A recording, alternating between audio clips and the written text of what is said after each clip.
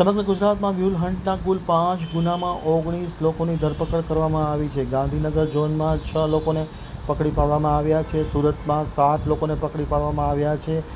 કુલ 116 કરોડના ગુનામાં 146થી વધારે ડિટેક્ટ કરવામાં આવે છે. 14 સામે ફરિયાદ દાખલ થઈ છે. પારુલ યુનિવર્સિટીનો MBA સ્ટુડન્ટ જે 10 મ્યુટ ખાતા ખોલી અને આ કારભાર ચલાવતો હતો. હવે જોઈએ ગાંધીનગર આમતક ન્યૂઝ બ્યુરોમાંથી JK પટેલનો એક વિસ્તૃત અહેવાલ. મ્યુલ હન્ટના કુલ 5 ગુનામાં 19 આરોપીની ધરપકડ કરવામાં આવી છે. ગુના માટે કોર્પોરેટ બેંક એકાઉન્ટની ડિમાન્ડ હોય છે. ગાંધીનગર ઝોન દ્વારા 6 લોકોને પકડી પાડવામાં આવે છે. એવા કરંટ એકાઉન્ટ જે કોર્પોરેટ સાથે જોડાયેલા હોય આવા જ એકાઉન્ટની લોકો શોધે છે અને આ એકાઉન્ટનો ઉપયોગ કરતા હોય છે. એક એપ્લિકેશન એકાઉન્ટ ધારક જોડે ડાઉનલોડ કરાવે જેથી વારંવાર OTP માગવો પડતો નથી.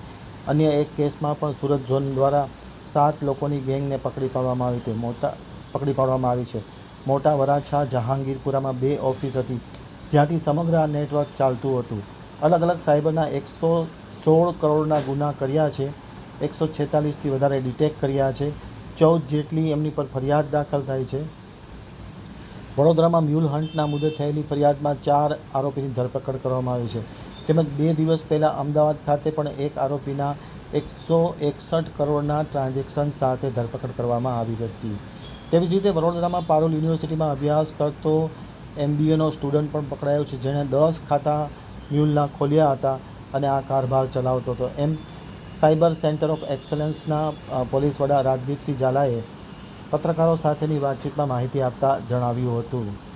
દ્વારા જે ઓપરેશન મ્યુલ હન્ટ 2.0 ચાલી રહ્યું છે તે અંતર્ગત સાયબર સેન્ટર ઓફ એક્સલન્સની અલગ અલગ ટીમો દ્વારા કુલ 5 ગુનાઓમાં 19 જેટલા આરોપીઓની ધરપકડ કરવામાં આવેલી છે.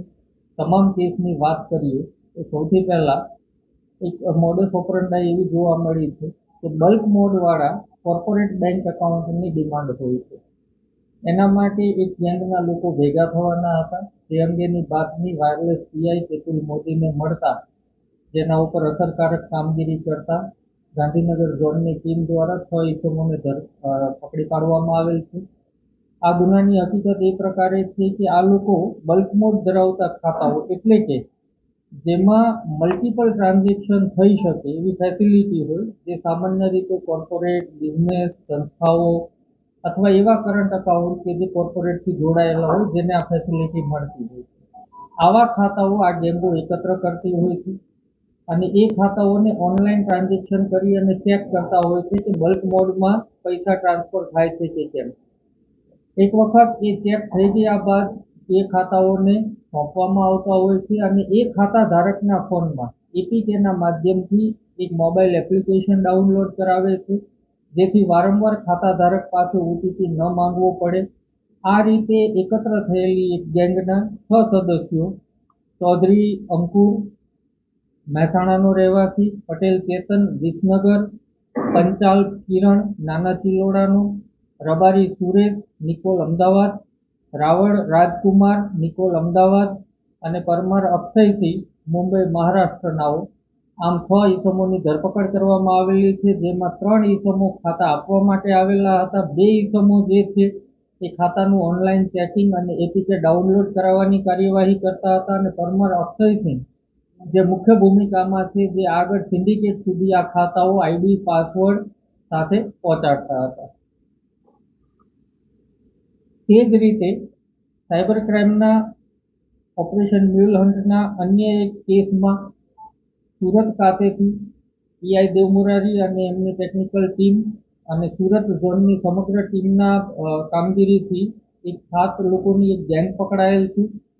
આ ગેંગના મુખ્ય જે 3 માણસો છે ગૌતમ, મયુર અને અક્ષય, આ લોકો એક ઓફિસ ઊભી કરી હતી સુરતમાં 2 જગ્યાએ, મોટા વરાછા અને જહાંગીરપુરામાં.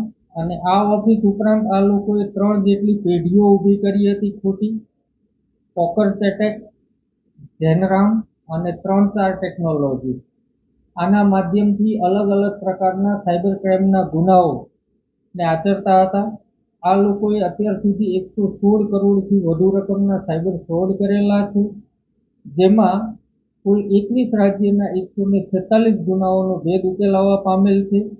અને આ લોકો સામે 14 જેટલી ફરિયાદો પણ દાખલ થયેલ છે. આ પૈકી જે આરોપી ગૌતમ છે એ અગાઉ મર્ડરના ગુનામાં પણ જેલમાં જઈ આવેલો છે અને હાલ જામીન ઉપર છે.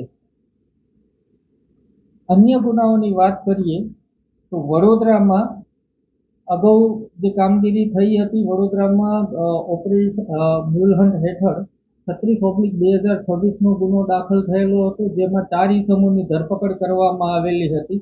આ ગુનાઓમાં 101 જેટલી FIR હતી અને 46 કરોડથી વધુ રકમના ટ્રાન્ઝેક્શન હતા, જેમાં અન્ય 4 ઇસમોની ધરપકડ કરવામાં આવેલી છે, જેના નામ આ પ્રમાણે છે.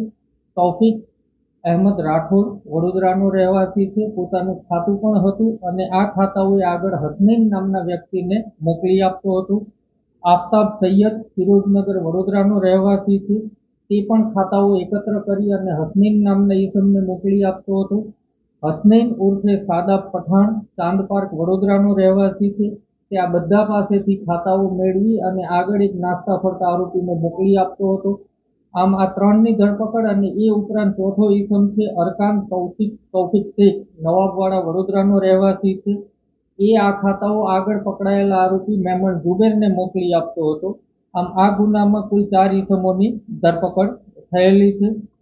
તે જ રીતે 2 દિવસ પહેલા જ સાયબર સેન્ટર ઓફ એક્સિલન્સની ટીમ દ્વારા ઓપરેશન મ્યુલ હન્ટમાં એક ઈસમ પકડાયેલો હતો, જેના એક જ વ્યક્તિના ખાતાઓમાં 161 કરોડથી વધારે રકમના સાયબર ટ્રાન્ઝેક્શનના પૈસાઓ આવેલા હતા, જેમાં 253 જેટલી ACK ડિટેક્ટ થવા પામેલ હતી.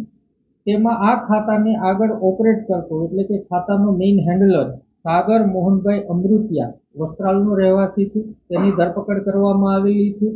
આ સાગર અગાઉ દુબઈ રહી અને સંપૂર્ણ નેટવર્કમાં પોતે કામ કરતો હતો. દુબઈ જે સાયબર મ્યુલનું એકાઉન્ટનું નેટવર્ક ચાલે છે એમાં, અને થોડા સમય પહેલા ફરીથી દુબઈ જઈ અને ભારતમાં સેટઅપ કરવાની એણે શરૂઆત કરેલી હતી. આ પહેલા આ સુરતમાં પણ ઓપરેશન મ્યુલ હેઠળ જેલમાં જઈ આવેલો છે અને નવું સેટઅપ શરૂ કરે એ પહેલા આ ગુનાના કામે તેની પણ ધરપકડ કરવામાં આવેલી છે.